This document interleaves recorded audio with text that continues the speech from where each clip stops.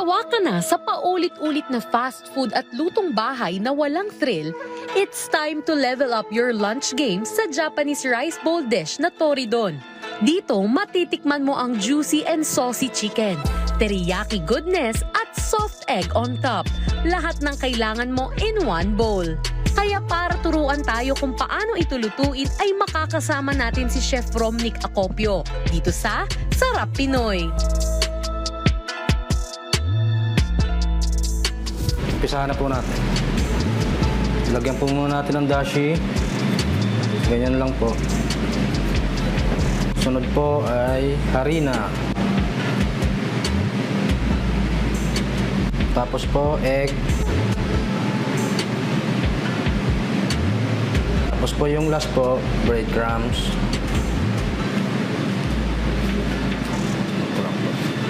Sunod po, i-fry na po natin.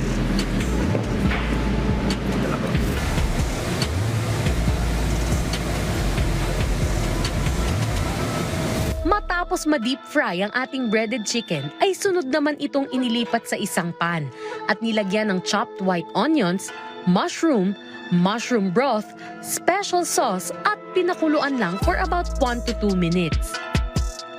Matapos kumulo, nilagyan lang ito ni Chef Romnick ng isang itlog.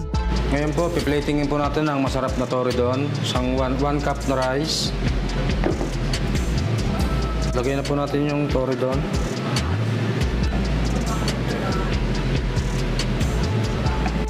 Tapos teriyaki sauce po.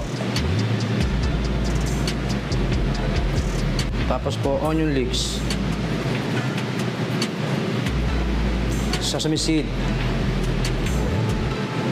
Ito na po ang aming masarap na Toridon.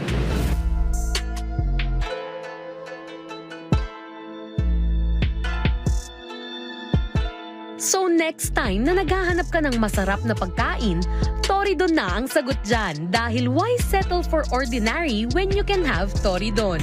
At kung gusto nyo naman balikan ang nakaraan nating episode, maaari nyo yan bisitahin sa aming official social media accounts at Rise and Shine Pilipinas sa Facebook, YouTube at Instagram, habang RS Pilipinas naman sa TikTok at X.